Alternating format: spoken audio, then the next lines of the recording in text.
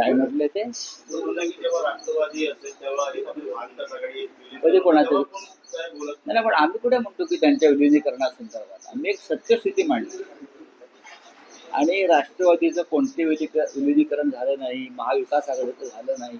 बहुतेक ते आता दुसऱ्या पक्षात गेल्यामुळे त्यांची भूमिका बदलली असते. हा विषय आजच्या चर्चेचा नाहीये. बोला. अशोक खराब प्रकरणामध्ये रुपाली चाकणे प्रतिभा चाकणेंना ईडीचा समन्स पाठवण्यात आलेला आहे. कोणाला जायचं ते मी काय बोलतो, काय वेगळा प्रश्न असेल. ज्या प्रकारे गोंधळ झाला मुंबई पुणे एक्सप्रेस हायवे मध्ये मिसिंग लिंक, या मिसिंग लिंकच्या दरम्यान जी काही ट्रॅफिक जाम झाली त्याच्यानंतर मुख्यमंत्र्यांनी काल सुप्रिया सुळेंची माफी मागितली. बघा, सुप्रिया सुळेंची माफी मागितली त्या खासदार आहेत. हजारो लोक रस्त्यावरती अडकले. त्याच्यामध्ये मुख्यमंत्र्यांचा दोष आहे का? नाही. त्याच्यामध्ये नियोजनाचा आणि आपल्याकडे अजूनही जे व्हीआयपींसाठी सगळं काही करायचं, व्हीआयपींच्या सोयीसाठी सगळे आखणी करायची, ही जी प्रशासनाची मानसिकता आहे त्याच्यामुळे अशा प्रकारच्या घटना. एका राज्याच्या मुख्यमंत्र्यांनी त्यांना सांगितलं नाही ना की तिथे बैल कापा, एक बैल कापला ना, किंवा रस्ता अडवा, हे का मुख्यमंत्र्यांची सूचना नसतात. हे प्रशासन काही गोष्टी परस्पर करतं. अशा प्रकारचे उद्घाटन सोहळे हे सोप्या पद्धतीनं करणं गरजेचं असतं, जेव्हा लोकांना त्रास होणार नाही. हे मुहूर्त का मुख्यमंत्र्यांनी किंवा उपमुख्यमंत्र्यांनी किंवा अन्य कोणी काढले नाहीये. त्याच्या ह्याला जबाबदार मुख्यमंत्र्यांचं प्रशासन. मुख्यमंत्र्यांनी माफी मागितली म्हणे असं वारंवार होत आहे. मुख्यमंत्र्यांचं लक्ष नसल्यामुळे होत आहे. कशा करता एवढा शो करायची गरज होती? आहे ना, केलंत ना तुम्ही केलंत ना, तुम्ही करून दाखवलंत ना, लोकांना कळलं तुम्ही केलंय. हे तुम्ही केलंय, हे लोकांना कळलंय, बाबा तुम्हीच केलंय आणि तुम्हीच करू शकता जगात सगळ्या गोष्टी. आम्हाला नाही जमलं काय? हा महाराष्ट्र जो घडलेला आहे हा तुम्हीच घडवलाय तुमच्या जन्माच्या आधीपासून. हे सगळं जे आहे, जायकवाडी असेल, हे मुंबईचे त्या काळातले 56 पूल असतील, झोपडपट्टी पुनर्वसन योजना बाळासाहेबांनी केली ती, किंवा अन्य रस्ते, मुंबई एक्सप्रेस हायवे, फ्रीवे, हे सगळं जे तुम्हाला दिसतंय सगळं हे तुम्हीच केलंय. कालच्या सगळ्या पत्रकार परिषदेमध्ये एकनाथ शिंदे असं म्हणाले की उद्धव ठाकरे मुख्यमंत्री असताना हे काम थांबलं होतं. ते म्हणत होते work from home, stay home, आणि आमचं सरकार आलं त्याच्यानंतर. एकनाथ शिंदे काय बोलतात त्याच्यावर जाऊ नका. उद्धव ठाकरेंच्या काळामध्ये त्यांच्या समोर सगळ्यात मोठं आव्हान होतं महाराष्ट्राचं आरोग्य आणि महाराष्ट्रातील जनतेचे जीव वाचवणं. एकनाथ शिंदेचे सुद्धा जीव वाचले कोविड काळात, ते सुद्धा उद्धव ठाकरेंनी. सगळ्यात मोठं आव्हान होतं माणसांचे प्राण वाचवणं त्या काळामध्ये. असं आव्हान कोणत्या मुख्यमंत्र्यासमोर नव्हतं. बरोबर आहे. हे आव्हान मोठं होतं की झाडं तोडणं, रस्ते बांधणं, हे केव्हाही होऊ शकतं. पण लाखो मराठी जनतेचे प्राण वाचवणं हे सगळ्यात मोठं आव्हान उद्धव ठाकरेंसमोर होतं. एकदा एकनाथ शिंदे यांनी अयोध्येला जाताना गंगा नदीची पाहणी करावी आणि आसपासच्या लोकांशी बोलावं. तिथे किती हजारो प्रेतं कोविड काळात कशी फेकण्यात आली होती महाराष्ट्रावर, की ही वेळ उद्धव ठाकरे साहेबांनी येऊ दिली नाही.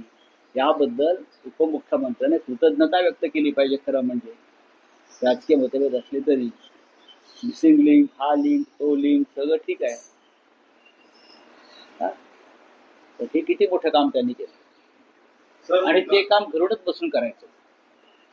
लोकांना घराबाहेर पडून न देणं हे मोठं आव्हान होतं त्या काळात जगभरात.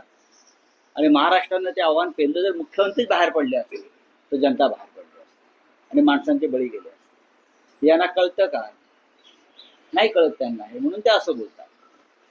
काल गॅसचे भाव वाढलेले आहेत. पुन्हा एकदा निवडणूक संपताच गॅसचे भाव वाढले. येणाऱ्या काळात आणखी भाव वाढण्याची शक्यता नक्कीच.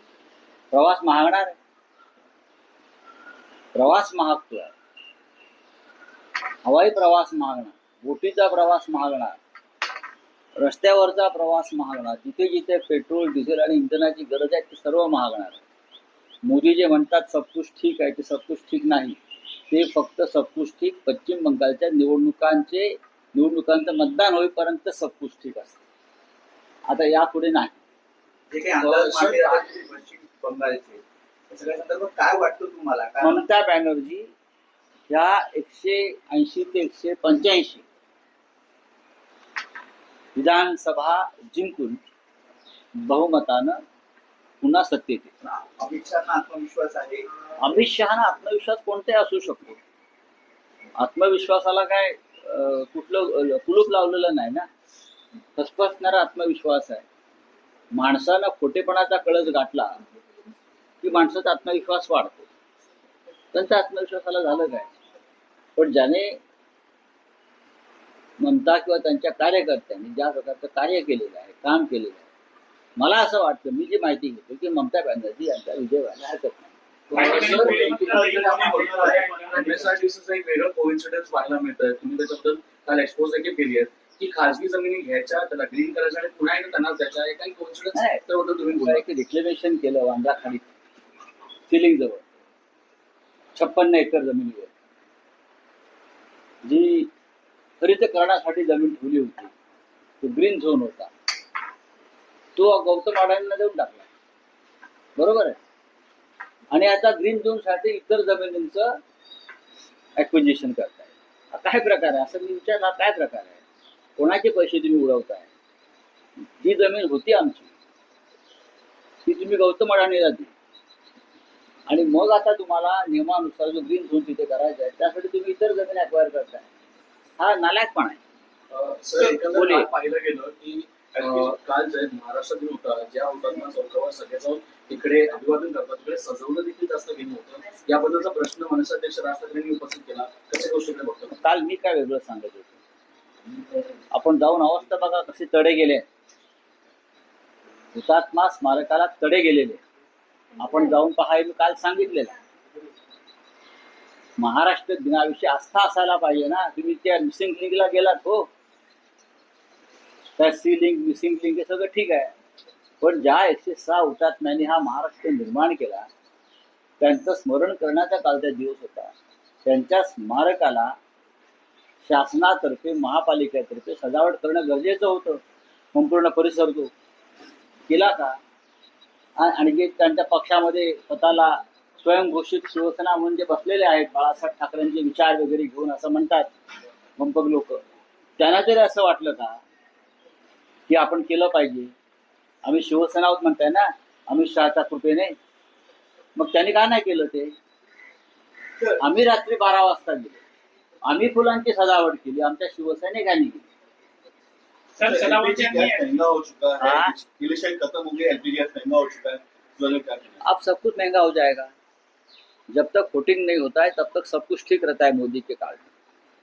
अब वोटिंग खत्म हो गया है, अब LPG महंगा हो गया, अब पूरा ट्रैवलिंग महंगा हो जाएगा, यातायात महंगे हो जाएंगे, हवाई जहाज की टिकट महंगे हो जाएंगे, सब कुछ महंगा हो जाएगा. और मोदी बोलेंगे ये तो अब अंतर्राष्ट्रीय व्यवस्था है और स्थिति है.